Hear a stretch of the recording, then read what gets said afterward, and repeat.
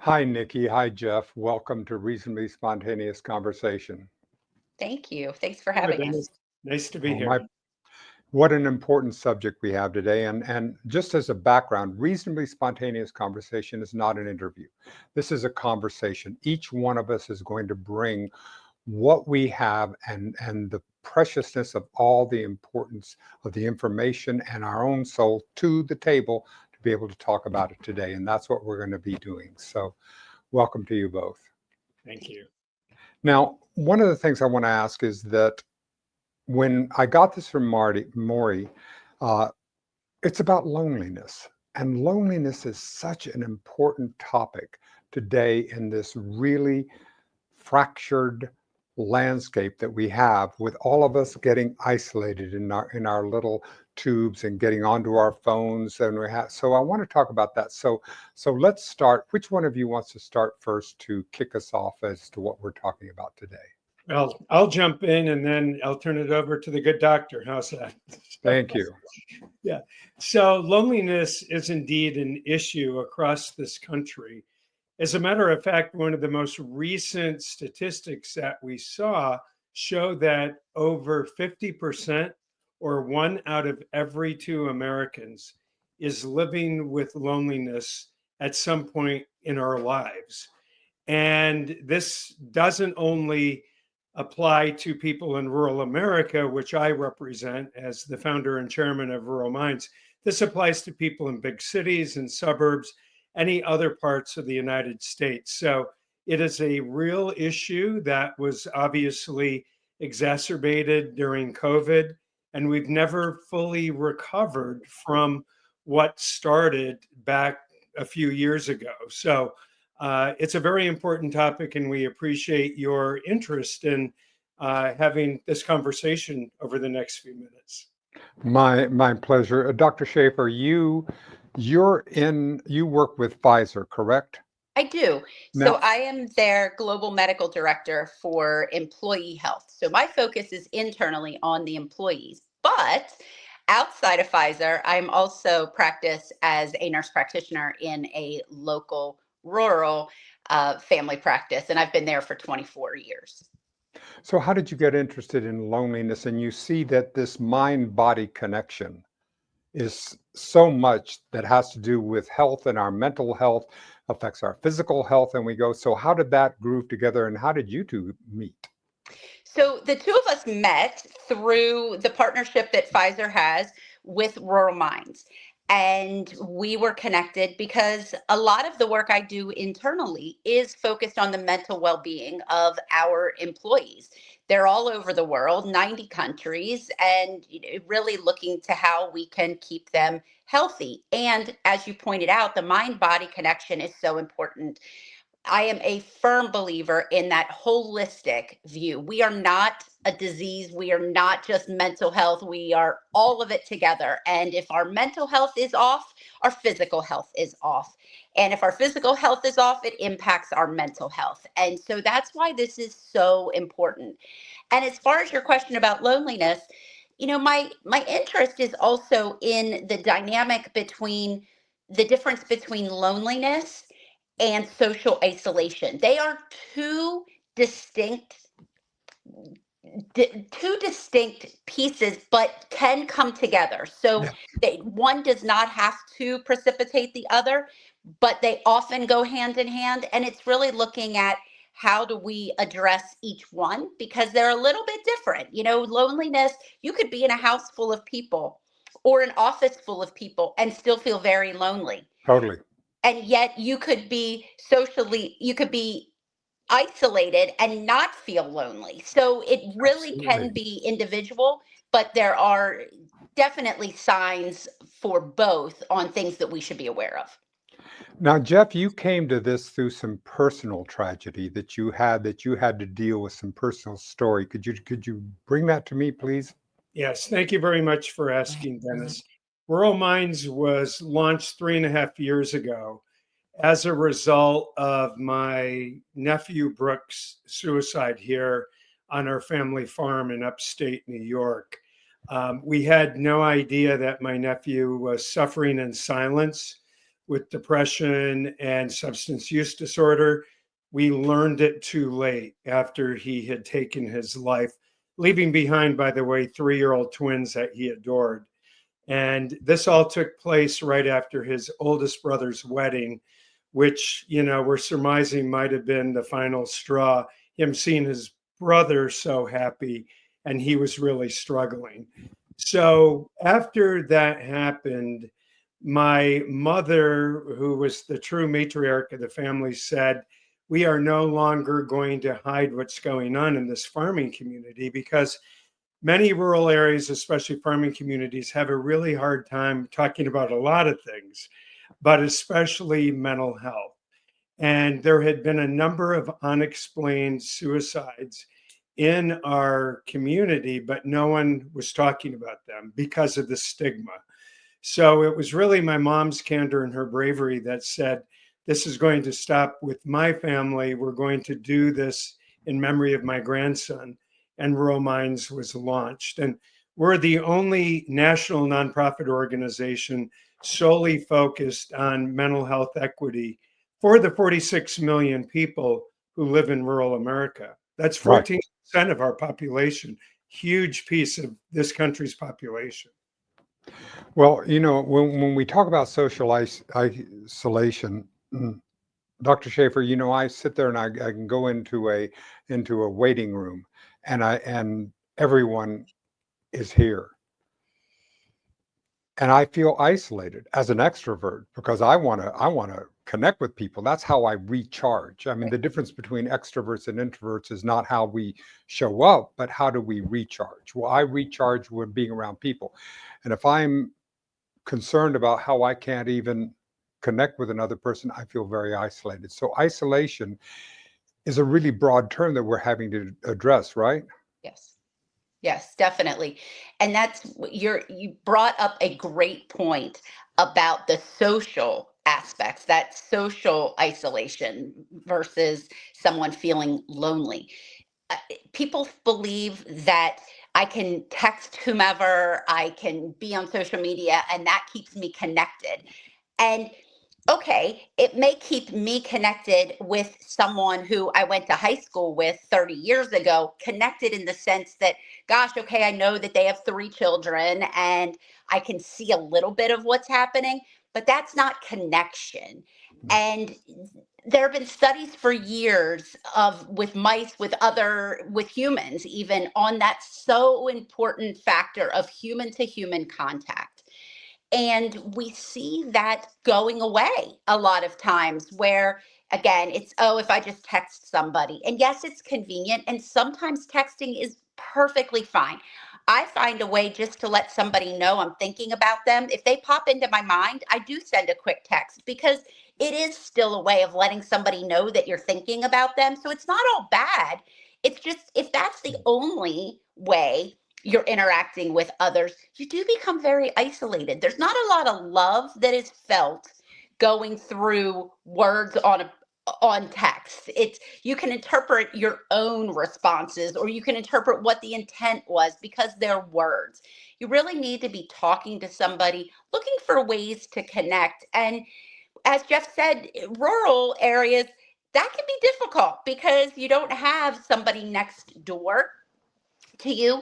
And you have to look for ways in life in general to be intentional about those connections. I like to call it that during the pandemic, we all became socially isolated because that was the requirement. Right. And then the muscles that we used for that human to human connection sort of became weakened or atrophied, to say now we've got to really push ourselves to go out and connect. And I'll give a personal example. My husband works from home all the time. He is perfectly content to walk to the end of our property to the other building where his office is and back in a day. He's like, why do I have to leave the house? I walk to the office, I walk back. I'm like, no, you need to be engaged with others. He's like, I see you every day. I talk to you every day. And for me, I'm like, oh my gosh, that's not connection. We got to do more than that. Yeah. But it is easy to fall into those patterns of not leaving the property And Sure. sometimes people feel perfectly fine with that, but it is making those extra efforts to find ways to connect. And when we do, how do you then interact? Are you listening to the person that you're talking to? Are you actually having a dialogue? Or are you both sitting there on your phone? Or maybe they're telling you about how horrible their day has been and you're still on your phone. That gives a bad message of I'm Yeah. not engaged. I really couldn't care less about what you have to say. And we know that especially for somebody that's struggling a bit, they need to know somebody cares. So Oh, how do you find don't what we that all looks though? That's a Yes, human. I mean, this is because I can see this in the rural, but I don't see anything that isn't transferable to the urban. This is absolutely. completely on the way. So Jeff, what are some of the outreach and the concepts that you're doing with Rural Minds in order to address this and address this population? A big part of what we've been doing the last 3 years since we've launched, Dennis, has been in the storytelling area Awesome. because our feel is that we need to humanize this. We need to put a face on what is happening. And that's why, regardless if I'm having a conversation like this, or I'm speaking at a meeting in Washington or wherever my work might take me, I always start with my nephew's story. I told you just a very small part. There's much more to it than we have time for today. But by me making myself vulnerable and putting myself out there and letting people know that this has impacted me personally and something that will be with me forever, it starts to break down barriers and it Sure. gives other people the permission to start talking about what's happened in their family. Because when my nephew died, we had a lot of other farm families like my family, people we have known for generations that finally started telling us the story about a grandmother who had suffered or an uncle who had died by suicide, or these stories that no one had ever spoken about. Yes. All of a sudden the floodgates opened and they came pouring out. And that's what I find as we do our work, is that you just need to let people know they're not alone, they're not suffering by themselves, and there is hope and help. But you have to admit you're lonely or you have another issue, and then you can seek the appropriate assistance that you need. And Right. Dennis, as Jeff said about that personalizing it, you know, it's much more common for people to talk about their experience with cancer or their experience with high blood pressure or diabetes. It's not uncommon to overhear talk at a local coffee shop or a local diner about those things. But mental health or loneliness or feeling socially isolated aren't common things for people to feel comfortable talking about. They in some way make that believe that that diminishes who they are. They're not as strong. Using the male versus female analogies too, males tend to feel the need to be more stoic, be stronger, not have these feelings.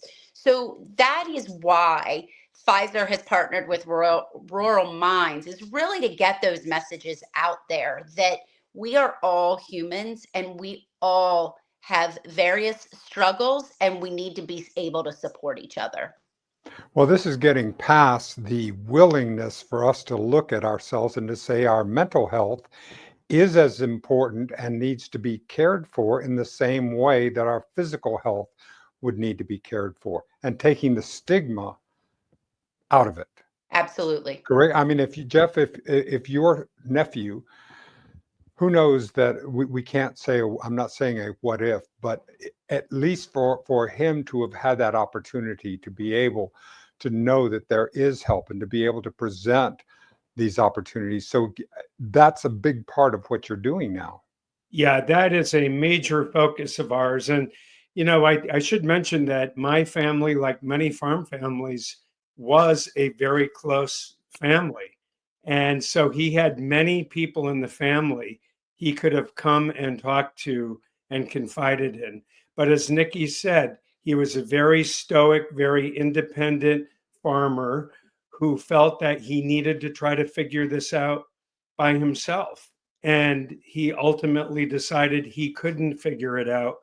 But in his mind, I guess, during that time of extreme vulnerability, he decided it was easier to end his life than to Yes. sadly admit he needed help so that he could see those beautiful 3-year-old twins grow up. And it's Wonderful. heartbreaking, but these You And know, stories with Nikki, are prevalent. and and without saying the what ifs, but it would appear that he felt very lonely. Again, he was surrounded by family, Jeff, as you were saying, but this speaks to what we're talking about, that you can be surrounded by the most loving and caring people, but it's truly how you are feeling. If you are feeling alone in your journey, if you are feeling, maybe he didn't feel completely isolated, but he felt alone, and that there wasn't somebody or something that was going to be able to get him out of this position. Well, and to that point, he was one of the most gregarious, outgoing young men you'd ever want to be around. He was the life oh, of the party. He was the most fun person in my entire family. And so he, of all people, would have been the last we would have ever expected this to happen. But, yes, the more I get into this work, I have learned that this many times is the case, that right. people put on a facade. They're very good actors and actresses. Well, we are as sick, as we say in the recovery movement, that we are as sick as the secrets that we keep. So this facade that I have, this what I present out now, to be able Yeah. to have access to it. And I love, one of the things that I love about television and the media today is we're getting a broader spectrum of what it's like to be a man, so that you can have sensitivity and vulnerability and this, rather than when I was growing up, you were the John Wayne and Rock Hudson. They both had personal problems. I promise you that in Yes. their own lives, but that wasn't what we saw. That wasn't the facade. Now we dig deep into who we are, and to let people know that there is something beyond this. Now, Pfizer, as one of the big pharma, tell me about their commitment to mental health and what we're doing and how that's working. Is that changing? Is this a greater part of the initiative that you're seeing with Pfizer? So it's an overall initiative where Pfizer truly believes and cares for all of our patients. Our patients are at the center of everything that we do. And we realize that mental health and physical health are equally important. And that is why Pfizer has taken up these initiatives with Rural Minds. We just really feel that we need to get those messages out there and be able to help patients in any way, shape, or form that can be. Wonderful. Jeff, give me some examples of what kinds of programs or what opportunities that Rural Minds is addressing. And so I'll get a greater understanding of how this works. Yeah, absolutely. Well, again, keeping in mind that we're relatively new, we've done a lot in a very short period of time. Hey, I Primarily, love relatively new. Relatively new means, that's the whole thing. It was, I always wanted to know, what was it like the day before Watson and Crick came up with the double helix of, what was it then? That interests me, because what that does is set it up. So what you're doing right here, we're getting a chance to get the foundation of what's going to be something around. So I love yes. Fresh. Tell us about it. Yeah, and a great deal of our work, quite honestly, couldn't be done as quickly as we're doing it without the partnership with companies like Pfizer. Got to So, have the partnerships. We got to have this public-private, corporate, and NGO. Got to do it. yeah, and we're working with the other nonprofit organizations in the mental health and addiction space as well, Of because course. when we first went through the family tragedy I shared with you, I reached out to some of the large groups to let them know what had happened in my family, because I had worked with them, because previously I had worked in healthcare. And it became very apparent that they knew there was an issue, but really didn't know much about rural America. And I grew up on a farm. I'm living in a town of 500 now, on a farm again. These are my people. This is how I was raised. This is where my heart's at. So one of the programs we launched about a year ago is called the Rural Mental Health Resilience Program, and it can be found on our website on ruralminds.org. And basically what it is, again, tapping into that do-it-yourself mentality that a lot of people have in rural America. It's a way that people can get information without necessarily going to a support group or even initially going and confide in someone. We've aggregated a lot of materials. Some are new for us. We've ruralized, as we like to call it, a lot of other materials, but we have everything on that website, and it's categorized by illness or disorder or whatever the condition may be, so that it's easy for people to find. And then we've made it possible for them, if they're part of other community groups, whether it's a church or synagogue, a 4-H or FFA meeting, the Farm Bureau, whatever might exist in that rural area, it allows them to have this conversation in other settings that they're already part of.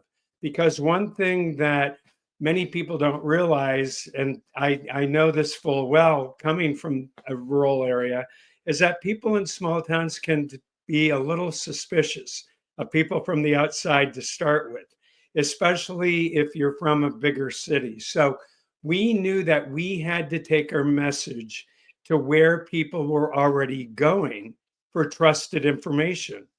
And those are these existing programs. The National Grange is another example. That's been one of our partners. And people who have been through it. Yes. People who have been in the rural life, because that's the only people that will have the credibility, right, to be able to do it. That's absolutely right. As a matter of fact, before we launched Rural Minds, I was not living here on the family farm. I was living in a very comfortable suburb outside of Chicago that I miss every day. But I knew that if I was going to be effective in advocating for rural people like my family, I had to become one of them again. I had to move back to the farm. And I spoke recently at a meeting where the host of that meeting probably gave me the best introduction I'll ever get, and it was the shortest. And he said to everyone who had been gathered there, he said, "Now I want you all to listen to him because he's one of us." And, Wonderful. that spoke volumes about meeting people where they're at and relating to them. I love that, Jeff, because that's one of my passions in life, is to get us past and into the usness, that there is no other. There truly is only you in a different body, in a different color, in a different religion, in a different part of the world, who is me. Yep. Bringing that out. And so how, when you're seeing your patients, and by the way, I love nurse practitioners. I do not believe nurse practitioners and professional nurses and all the way. I do not believe that we can make enough doctors to deal with what the healthcare crisis. We must empower nurses. So I'm so grateful to have you on, doctor, to be able to do that. But as you're seeing people in your practice, how do you approach this conversation with them that you can say so that you're keeping it? What's your root in? So I ask them just how they're feeling and what their day-to-day life looks like. It to me is a simple first question of how are you?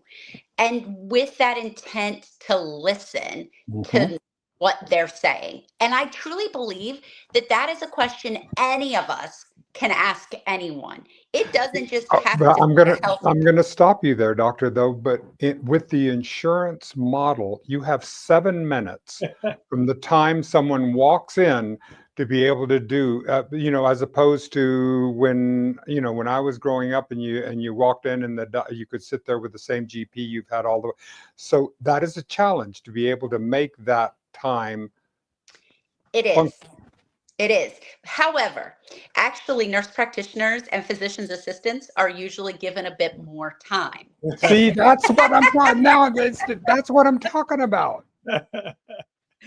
And I also, again, I've been at this in the same family practice for 24 and a half years. And so I have patients that are used to seeing me. And so I have a lot of conversation, even while I'm doing their exam and while we're doing everything else. It is an ongoing dialogue. It's just that whole interaction and helping to understand. And the more comfortable they are with who I am and being able to talk through it, we do make strides in those paths.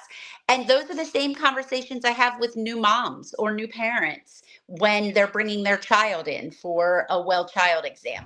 I just can't ever separate that mental health and well-being should be separate from a physical well-being. You may come in with a headache, but that headache could be caused by a million different things.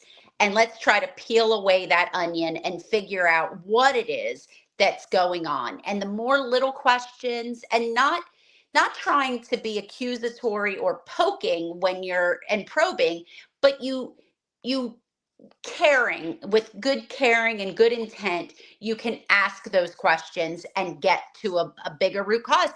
And quite honestly, Dennis, I can't solve everything in one visit oftentimes, but we can give them tidbits. I think of it as these little micro bits of how you can do something. Let's try these little things and see how you do. And I'll see you back in a couple weeks. I love that. It's those little steps. Baby steps are what, really get us to where we need to be. The only way I ever get anything accomplished is by doing small steps. Anytime I try this huge bite of something, I will have a great deal of work at the beginning, and then it'll fall off. But only through the little steps that we're doing. And those little steps make it sustainable. So when we talk about loneliness or we talk about social, well, try this. Do this one thing. Try finding one group in your area that has a common interest. Call a friend once a week. Like, they don't have to be big steps, but it's because if you give them 4 pages of things to do, they're already overwhelmed. They're already stressed. Coming in, they're already stressed and Yes. overwhelmed. So adding on it here, Yes. this will calm you down. Take this. Exactly. So Jeff, what else? What's on in your windshield? Well, you're on right now. Y'all are on a publicity tour to be able to do Rural Minds. What kinds of questions and ideas that you're getting from this experience? Well, we have become very aware of the issue we have with young people in rural America. As a matter of fact, the latest statistic we saw recently was that young people that grow up in rural America, like where I'm from and where Nikki lives, are 54% more likely to die by suicide than their suburban and urban counterparts. And 54%. Just this morning, I heard about a 12-year-old girl down in Pennsylvania, Nikki, who died, and her sister, who was 10, found her in their bedroom. And these stories we're hearing over and over and over again. And so we have created a task force that has been convened. We're doing a pilot here in New York, where I live, to start with. Pennsylvania is going to be next, Nikki, so stay tuned. But we're rolling this out across the country, and we brought together the rural youth groups that already, again, exist. The 4-H, the FFA, that used to be called the Future Farmers of America, church youth groups, high school. We've got 2 superintendents from high schools to have these difficult conversations at the high school level or in other settings. I talked to a superintendent at a rural school the other day who had recently come to this school from an urban area. She said she could not believe how many suicide attempts there were at this rural school her first semester during the school day, not even when the kids get home. They're trying to kill themselves during the school day. And this is, and it is, I need to stop the pain. Yes. That's the pain and discomfort of living has become greater than my desire to continue my life. Yes.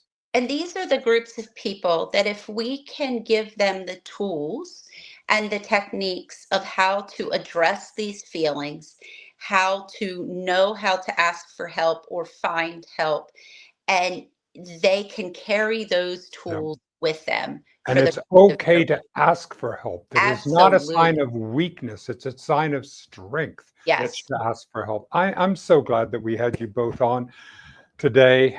Thank you for this. This is, to me, I broaden the word ministry to be, we are ministering to the human race. And both of you are doing this, and both of you are that we will have on the web, on the console, we'll have the link to be able to contact you, to be able to see how we can support you. And thank you both for giving us a chance to get to know you and to get to know the wonderful things that you're doing.